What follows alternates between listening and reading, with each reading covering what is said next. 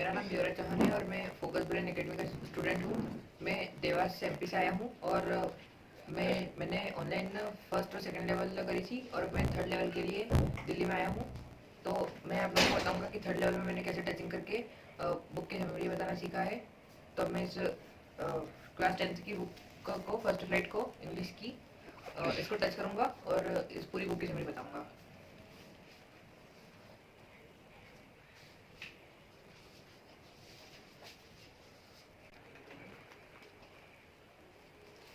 तो इसके अंदर पहला चैप्टर है अ लेटर टू गॉड।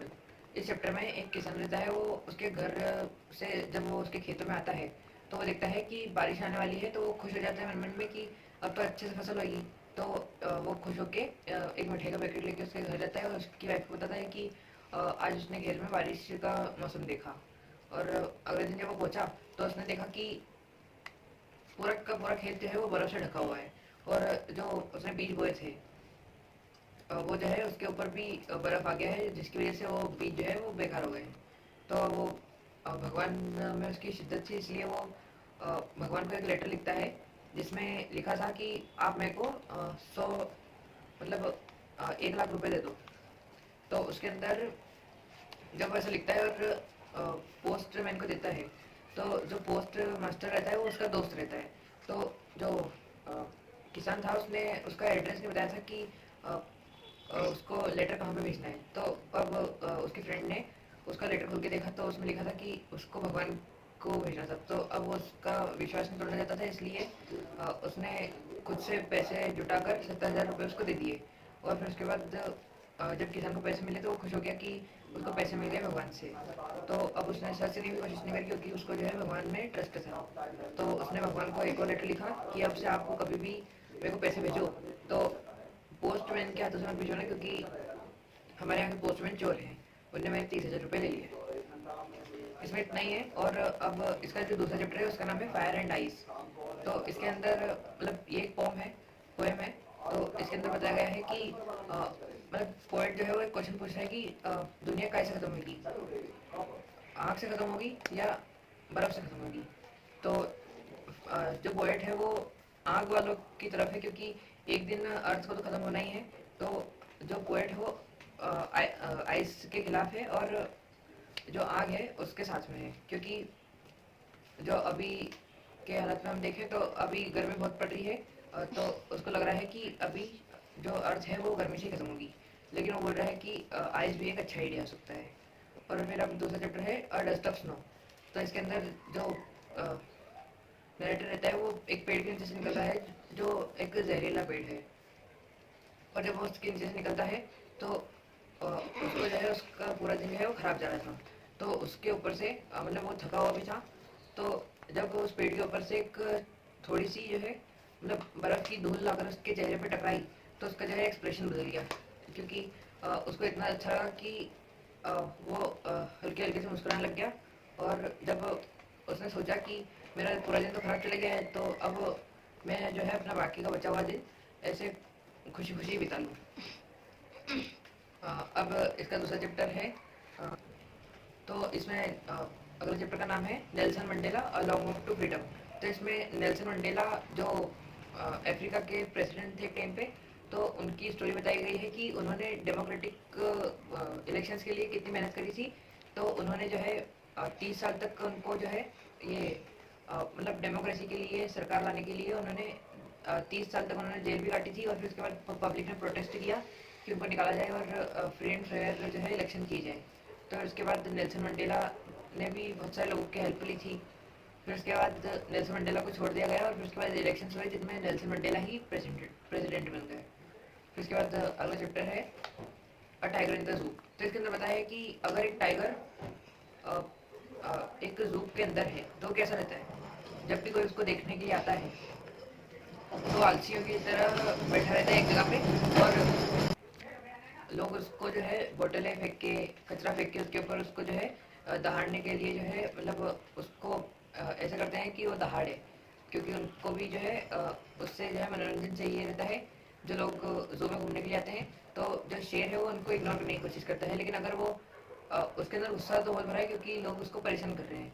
और जब वो अगर बाहर रहता अगर वो उन लोहे की जेल से बाहर रहता तो वो जो है उन सारे लोगों को भी मार के खा जाए इतनी ताकत रखता है वो टाइगर है उस जेल के अंदर, लेकिन फिर भी वो लोगों को बता नहीं पाता है। और अगर वो जंगल में रहता तो वो किसी भी नदी के किनारे छुप कर कोई से शिकार का इंतजार करता है जिसका वो शिकार कर पाए, लेकिन वो कुछ नहीं कर सकता, इसलिए वो सिर्फ दिन में तारे गिन सकता है। और अगले चैप्टर का नाम है अ, उसका नाम है अ, उसका नाम था स्टोरीज ऑफ फ्लाइंग। तो उस चैप्टर में जो है एक दो पार्ट है उसके, एक में है चिड़िया की कहानी।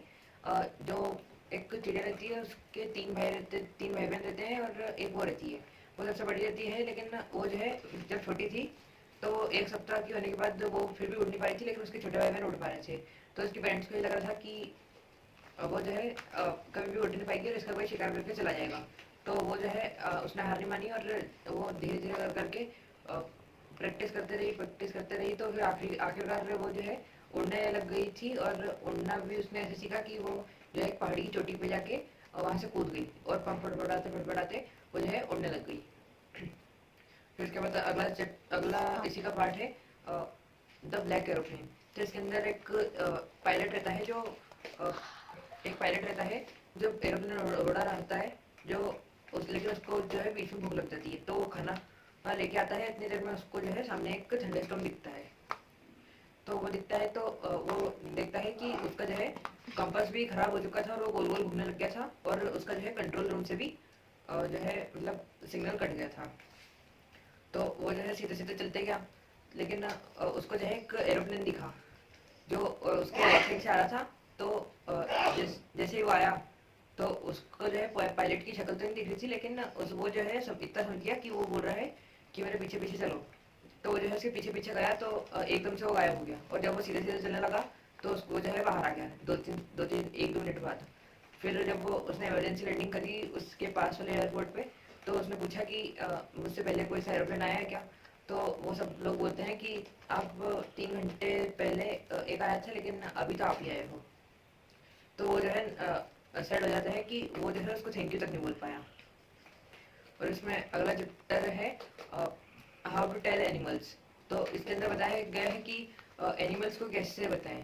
तो ये जो है इसके अंदर बोला है कि अगर आपके सामने एक ऐसा एक ऐसा खतरनाक जानवर आ जाए जो आपकी तरफ पहले तो छुप रहा है और फिर उसके बाद एकदम से शिकार कर रहा है, और उसके जो है मुंह पे बहुत ज़्यादा बाल है और ब्राउन कलर के बाल हैं।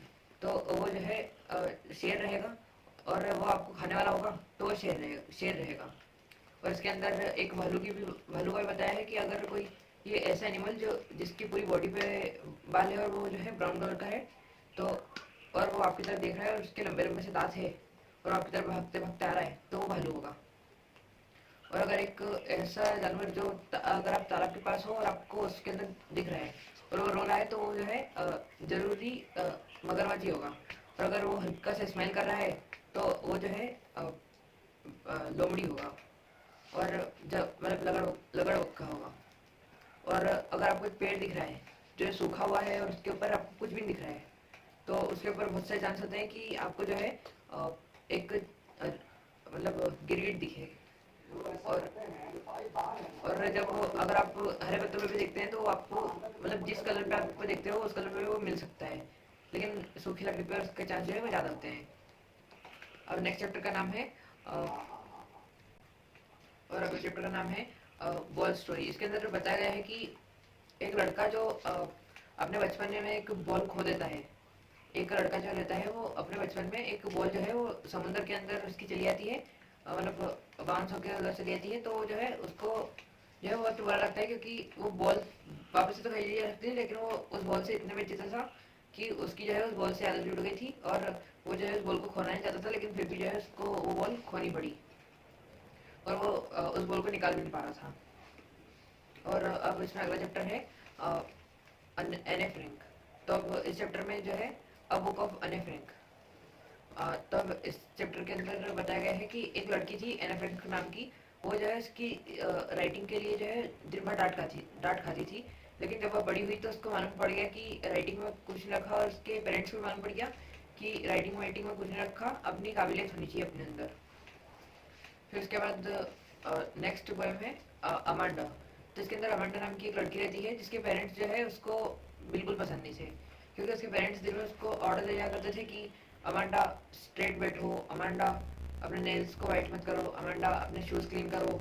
और उसको दिन भर ऑर्डर दिया करते थे, जैसे कि अपने शूज़ क्लीन करो, टीवी साफ करो, अ, घर में झाड़ू लगाओ और ये सब काम करो, अपनी पढ़ाई पूरी करो, ऐसे।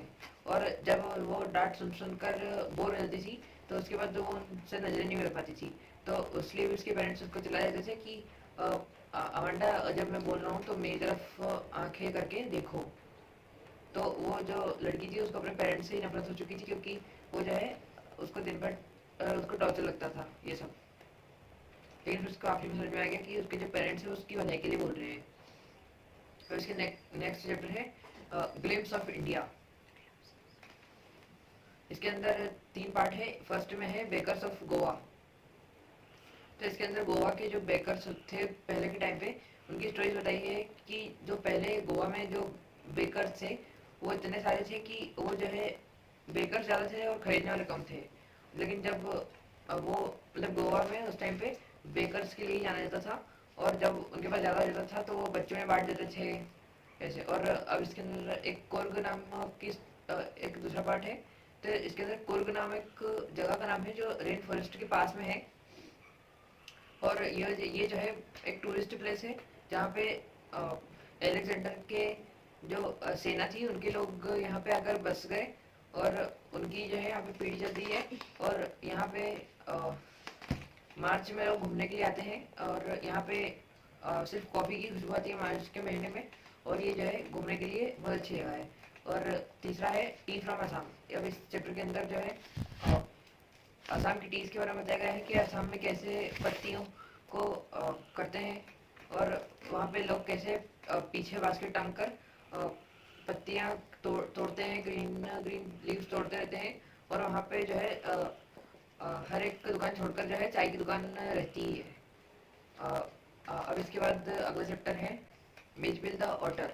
इस चैप्टर के अंदर एक नेवले जैसा एक जानवर रहता है जो जो इसके अंदर जो पोएट है उसको मिलता है। लेकिन इसके पहले उसके पास एक और पेट था और वो अकेला रहता था उस पेट के साथ। फिर एक कुत्ता था और वो उस कुत्ते से बहुत प्यार करता था, लेकिन वो जो है कुत्ता जो है मर जाता है।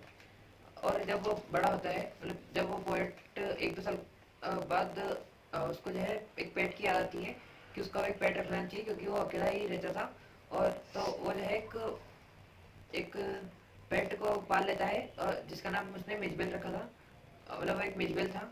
तो उसने जो है उसको पाल के रख लिया अपने पास। और जब वो एक बार प्लेन में जा रहा था तो उसने जो है एक डिब्बे के अंदर उसको बंद करके रखा था। लेकिन वो जो है उसके बाहर आ गया और लोगों को लग रहा था कि चूहा है चूहा है। तो वो जो है उसको उठा लिया उसने, और एयर होस्टेस को मालूम भी नहीं पड़ा, और वो जो है उसको लेकर चली गई। अब अगला चैप्टर है इसके अंदर फॉग। तो इसके अंदर बताया गया है कि जो फॉग जो रहती है वो कैसे एक एक छोटी सी बिल्ली के ऊपर आती है, तो वो जो है कांपने लगती है, और कैसे समंदर के पास से आके पूरे के पूरे देश में फैल जाती है। और जहाँ जहाँ पे नदियाँ होती है वहाँ पे तो इतनी रहती है जहाँ पे लोग एक दूसरे को भी नहीं देख पाते हैं, मतलब थोड़ी दूरी से। और अगला चैप्टर है मैडम राइड्स द बस। तो इसके अंदर एक लड़की रहती है 8 साल की, जो एक बस को देखती रहती थी दिन भर कि वो जो है बस चलती कैसी है और चलाते कैसे हैं बस को।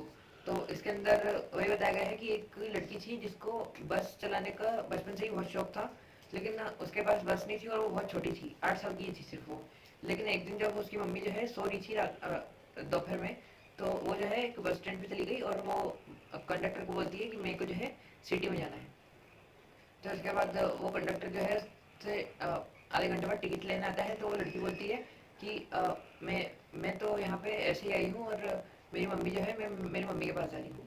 तो जो कंडक्टर है उसको ऐसे बैठ जाने देता है, और वो जो है मतलब पूरा एक्सपीरियंस करती है कि बस चलती कैसी है, बस में टिकट्स कैसे काटते हैं। और उसने अपने पैसे बचाए क्योंकि उसके पास पैसे नहीं थे, और वो सिर्फ एक टाइम पे एक साइड ट्रेवल करने इतने पैसे लेके आई थी। और जब वो जा रही थी तो उसने देखा कि रास्ता कैसा है और रास्ते में कैसे कैसे चलती है बस, और किस साइड पे कैसे मुड़ते हैं। तो इस बुक में यही था, और इसमें इतने चैप्टर थे और इसकी समरी जो है वो कंप्लीट हुई है।